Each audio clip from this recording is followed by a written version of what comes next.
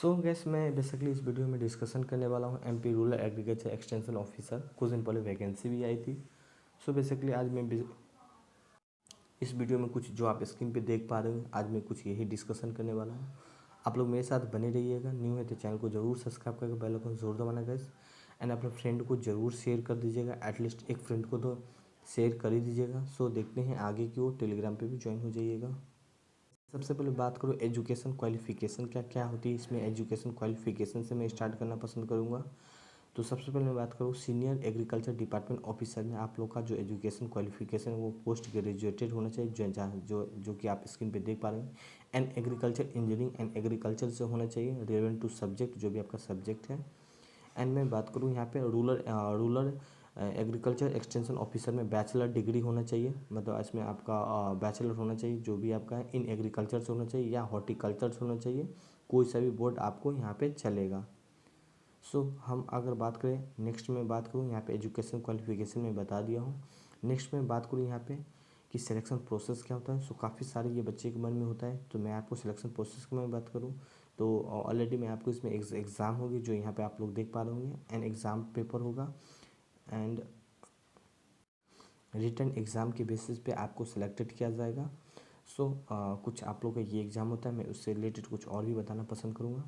और पहले तो मैं आपका एग्ज़ाम पैटर्न थोड़ा सा बता देता हूँ। खाली का ये चीज़ मुझे नहीं बताना चाहिए, मैं फिर भी मैं आपको बता देता हूँ। ये मैं 2020 का ले रहा हूँ। तो एग्ज़ाम पैटर्न है कुछ एमपी का रूरल एक्सटेंशन ऑफिसर है। ये कुछ आपका 100 नंबर का पेपर होता है।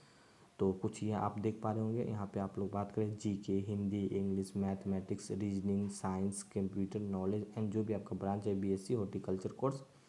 सो कुछ आपका वहाँ से 100 नंबर का पेपर आएगा एंड पेपर 1 एंड पेपर 2 हुआ, देन आपका सिलेक्शन होगा। कुछ आपका ये सिलेक्शन प्रोसेस होता है।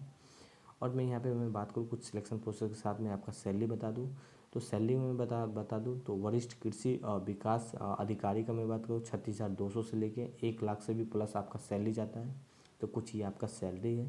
एंड मैं आपका ग्राम कृषि विकास अधिकारी का मैं बता दूँ तो 25,300, ये थोड़ा सा ग्राम का है। सो 80,500 पे जाके आपका सैलरी ख़त्म हो जाएगा। ये आपका स्टार्टिंग है, ये आपका फाइनल लास्ट का कुछ सैलरी आप लोग का ये होगा। और प्लीज़ एक फ्रेंड को ज़रूर शेयर कर दीजिएगा। एटलीस्ट एक फ्रेंड को तो शेयर कर ही दीजिएगा। एंड मैं यहाँ पे ऑलरेडी मैं सिलेक्शन प्रोसेस आप लोगों को मैं बता दिया।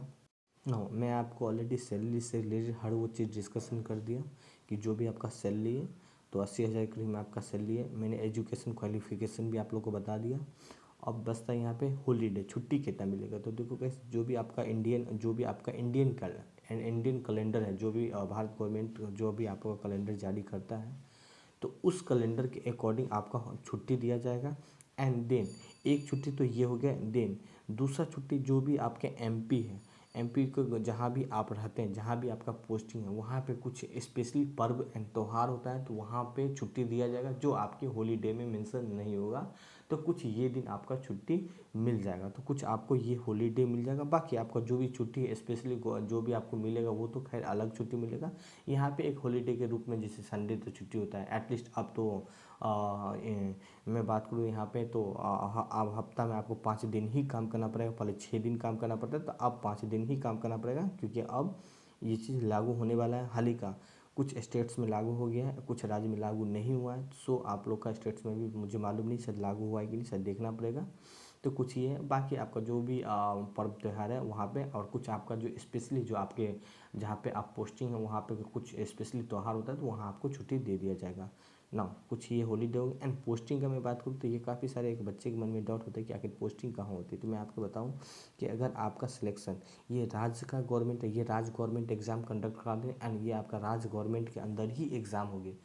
तो काफ़ी सारे ऐसे बच्चे होते हैं जो पूछते हैं कि सर एग्ज़ाम कहाँ पे होगा। तो मैं आपको बता दूं एग्ज़ाम ओनली फॉर अगर मैं बात करूँ तो एमपी में ही होगा और आपका पोस्टिंग भी एमपी के अंदर ही होगा। मतलब आप राज्य के अंदर ही, जैसे मान सपोज ये राज्य है आपका एमपी एंड ये एमपी के आपका पोस्टिंग कहीं भी हो सकता है। एमपी का कोई भी डिस्ट्रिक्ट, कोई भी आपका गांव में आपका पोस्टिंग कर सकता है अगर आप रूरल से हैं, रूरल ऑफिसर में हैं तो कहीं भी आपका पोस्टिंग होगा। बट वो एमपी होगा, एमपी से बाहर आपको पोस्टिंग नहीं किया जाएगा। इस चीज़ को आप लोग याद रखें। पोस्टिंग के लिए मैं बात करूँ तो आपका परफॉर्मेंस जितना अच्छा होगा तो आपको इतना ही अच्छा सिटी दिया जाएगा। याद रखें जितना अच्छा आपका परफॉर्मेंस रहेगा उस अकॉर्डिंग आपको मतलब एरिया मिलेगा, उसी अकॉर्डिंग मिलता है। क्योंकि अगर आप उस लेवल का नहीं इतना संभाल नहीं पा रहे हैं, मान लीजिए आपका मान कहीं ना कहीं आप एग्ज़ाम तो क्वालिफाई कर लिए और बहुत कुछ संभाल नहीं पा रहे हैं, सपोज दैट आपके अंदर डिसीजन का अच्छा कैपेबिलिटी नहीं है, तो आपको फिर वही गाँव दिया जाएगा जहाँ पे आदमी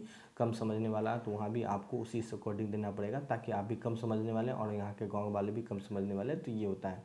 क्योंकि आप लोग देखते होंगे जो अच्छे अच्छे अधिकारी होते हैं वो कुछ राज्य में जो आपका जो अभी आपका राजधानी वहाँ पे बैठते हैं, या मैं बात करूँ सेंट्रल लेवल के एग्ज़ाम का मैं बात करूँ, जो अच्छे होते हैं वो कहाँ पे बैठते हैं, वो नेता के साथ सेक्रेटरी के रूप में काम करते हैं, वो दिल्ली में बैठते हैं। जो नॉर्मल होता है उसको इस अकॉर्डिंग पोस्टिंग किया जाता है, तो वो भी कम समझने वाला, वहाँ की जनता भी कम समझने वाली, तो ये कुछ हो जाता है पोस्टिंग उस अकॉर्डिंग भी देख लिया जाता है। वो ऊपर जो अधिकारी होते हैं उनके हाथ में आप लोग का पोस्टिंग होता है। खैर, मैं प्रमोशन की बात करूँ तो स्पेशली मैं आप लोगों को बताऊंगा, सो बने रहिएगा। एंड सिलेक्शन प्रोसेस ऑलरेडी मैंने आप लोग को बता ही दिया कि रिटन टेस्ट के एग्ज़ाम के बेसिस पे आप लोगों को सिलेक्ट किया जाता है। और मैं आपको बताऊँ वर्क कौन सा काम होता है, तो मैंने ऑलरेडी एक वीडियो इस एग्ज़ाम से रिलेटेड मैंने कवर किया था, स्पेशली जो आपको प्ले लिस्ट में मिल जाएगा आफ्टर सिलेक्शन वर्क करके प्ले लिस्ट होगा, उसमें जाके आप लोग देख सकते हैं। खैर मैं आपको बता देता हूँ, जो भी आपका एग्रीकल्चर आप डायरेक्ट आपका जो अगर सिलेक्शन होगा तो आप एग्रीकल्चर से रिलेटेड ही काम करोगे। एग्रीकल्चर से रिलेटेड मतलब जो भी किसान है, किसान की आपके कांटेक्ट में होगा और किसान की क्या समस्याएं हैं, एंड किसान मान लीजिए इससे रिलेटेड कोई योजनाएं हैं उनको किस तरह लागू करना है, इसको किस तरह बताना है किसान को, ताकि गाइड करे। किस देखिए हम लोग जो टिके हैं वो किसी बेसिस पे ही टिके हुए हैं। अगर किसान ना हो तो हम लोग भी नहीं हो पाएंगे, क्योंकि हम लोग खाना, क्योंकि भाई धरती पे जितना भी इंसान है या जंतु है, जो भी जीव जंतु सबको खाना चाहिए। तो ये खाना कहाँ से लाएगा, तो किसान ही तो उपजता है, तो हम लोग खाते हैं। तो डायरेक्ट आपका काम है उनको हर चीज़ बताना, नया नया किसी चीज़ पे रिसर्च करना, उस चीज़ के बारे में बताना और लागू करना, कुछ एडवाइस देना जो भी है। तो कुछ ये है, स्पेशली मैंने पीडीएफ के माध्यम से बताया था यहाँ पे कौन सा है। तो डायरेक्ट जो आपका काम लगेगा वो आपका काम लगेगा एग्रीकल्चर से रिलेटेड। एग्रीकल्चर को किस तरह प्रमोट करना है, कृषि के क्या प्रॉब्लम है उस समस्या को हल करना है। मान लीजिए कृषि से रिलेटेड कोई योजना है उस चीज़ को लागू करना है, किस तरह लागू करवाना है, किस तरह उससे काम लेना है, किस तरह काम करवाना है। आप नहीं करोगे, काम करवाओगे, गाइड करोगे, सिर्फ आपका मुँह का डायरेक्शन होगा। सो कुछ ये है। अब मैं बात करूँ कुछ, और आप जाके देख भी सकते हैं। जॉब प्रोफाइल की बात करूँ तो ऑलरेडी मैंने ये सारा जॉब प्रोफाइल के अंदर ही आ जाता है। अब मैं कुछ आप लोग को बताने की कोशिश करूँ यहाँ पे। एलिजिबिलिटी सैलरी मैंने बता दिया। फैसिलिटी की मैं बात करूँ यहाँ पे, मैं आपको बताऊँ थोड़ा सा कि प्रमोशन क्या होता है। तो प्रमोशन एक बच्चे के मन में डाउट हो जाता है। तो आपका जो जॉब लगेगा वो आप लोगों को लगेगा एग्रीकल्चर एक्सटेंशन ऑफिसर। देन एक होता है शायद प्रमोशन करके, ये चीज़ मैं कंफर्म नहीं कर पा रहा हूँ। क्यों? रीज़न ये है कि मेरी टीम ने मुझे भेजा है और मैं मुझे मित्र से बात करना मैं भूल चुका था, बट मुझे वीडियो भी अपलोड करना था क्योंकि काफ़ी टाइम हो गया था। सो कुछ जो आपका प्रमोशन की मैं बात करूँ तो एग्रीकल्चर ऑफिसर एंड एग्रीकल्चर थोड़ा सा डिसमिस हो सकता है। तो गैस इसके लिए आप लोग मेरी बातों को आप लोग थोड़ा सा ये नहीं समझिएगा, ठीक है। सो मैं अगर बात करूँ तो एग्रीकल्चर ऑफिसर, फिर इसके बाद एक्सटेंशन ऑफिसर, इसके बाद आपका प्रमोशन हो कि एग्रीकल्चर ऑफिसर में आओगे, असिस्टेंट में आओगे, फिर इसके बाद में डिस्ट्रिक्ट में आओगे। तो यहाँ तक आते आते आप थोड़ा सा बूढ़े टाइप में हो जाओगे, मतलब काफ़ी आपका एज हो चुका होगा। डिस्ट्रिक्ट हॉर्टिकल्चर ऑफिसर में DHO, मतलब यहाँ तक आप आ सकते हो। बट जब आप राज का बात आए ना, तो थोड़ा सा जब आप राज में बैठते हो तो वहाँ पे काफ़ी एजेड आदमी होते हैं। तो अभी तो आप यूथ में, जैसे अभी आपका 24-25 या 22-23-24 चलता है, तो वहाँ पे बच्चे सिलेक्शन लेते हैं। तो प्रमोशन थोड़ा सा टाइम लगता है, राज का प्रमोशन होने में टाइम लगता है। सेंट्रल गवर्नमेंट तो सीधा एक टाइमली चलता है, बट राज का प्रमोशन होने में काफ़ी टाइम लग जाता है, क्योंकि वो राज के अधिकारी के ऊपर चलता है। और आप जानते हैं कि राज का सिचुएशन क्या होता है, मतलब दोगे तो ही, मतलब जो भी चीज़ें हैं लेन देन का बात होता है वहाँ डील होता है, तो वो सब कुछ है। तो इसीलिए थोड़ा सा प्रमोशन होने में टाइम लग जाता है गैस, काफ़ी टाइम लगता है, कभी जल्दी भी होता है। बट वो आपके ऊपर डिपेंड है कि आपके जानने वाले कितने हैं, कुछ ये हैं। खैर कुछ ये था इस वीडियो में। ऑलरेडी मैंने हर वो चीज़ डिस्कशन करने की कोशिश किया हूँ। अगर यहाँ पे आप देख सकते क्या क्या आपका ADO है, सबसे ऊपर है। और ADO बहुत ही बड़ा अधिकारी होता है। क्लास 1 गज़ट है यहाँ पे। गजट ये है, इससे रिलेटेड जो भी आपका मतलब एक तरीक़े से कानून वगैरह होता है तो गजट के अंदर ही बनाना है, वो गजट के रूप में ही पेश करता है। आप देखते होंगे कोई मोटर व्हीकल एक्ट है वो गजट निकालता है, तो कुछ ये सब होता है। खैर ये ऑलरेडी मैंने आप लोगों को फैसिलिटी भी, अच्छा फैसिलिटी मैंने आप लोगों को नहीं बताने की कोशिश किया। देखो गैस, आपका फैसिलिटी जो मिलेगा अगर आपका इसमें सिलेक्शन हो रहा है, तो यहाँ पे अगर मैं फैसिलिटी जो भी अलाउंसेस है, अलाउंसेस मतलब जो भी आपका HRA वगैरह है, जो आपका रूम अलाउंसेस है, मेडिकल खर्च है, मेडिकल खर्च में आप लोग का मिलेगा, आपका फैमिली का, मतलब आपका मिलेगा, आपका फैमिली मतलब आपका परिवार, वाइफ, बच्चे का मिलेगा, माँ मम्मी का और पापा का आपका इतना मिलेगा, मेडिकल कुछ खर्च मिलेगा, देन रूम अलाउंसेस मिलेगा, जो भी अलाउंसेस रूम अलाउंसेस इतना मिलेगा, एरिया का लोकेशन, आपका एरिया का लोकेशन क्या है उस अकॉर्डिंग का आपका रूम अलाउंसेस दिया जाएगा। अगर आपको ज़रूरत पड़ेगा जहाँ की आप अगर मान लीजिए जहाँ पड़ेगा कि नहीं व्हीकल की ज़रूरत है तो वहाँ आपको गवर्नमेंट व्हीकल भी प्रोवाइड कराएगा, जहाँ पे जो चीज़ ज़रूरत पड़ेगा वहाँ पे आपको वो भी चीज़ प्रोवाइड करने को देगा। तो कुछ ये आपका फैसिलिटी देगा, फैसिलिटी कुछ ज़्यादा बड़ा भी नहीं है बट हाँ अच्छा खासा फैसिलिटी ताकि आप खुश हो जाओगे और हैप्पी हो जाओगे, ये चीज़ आप लोगों को फैसिलिटी दिया जाएगा ऑलरेडी। एंड हाँ आप अगर कहीं जाते हैं तो वहाँ भी आपको मान लीजिए जो भी चार्ज बनता है ट्रांसपोर्टेशन का चार्ज, तो ये सब चीज़ आप लोग को दे दिया जाएगा, जो भी बाकी सारा आपका सैलरी में ही अलाउंसेस मिल जाता है। तो कुछ ये आपका फैसिलिटी है, फैसिलिटी ज़्यादा बड़ा नहीं है बट हाँ ये है कि इनकम अच्छा खासा है।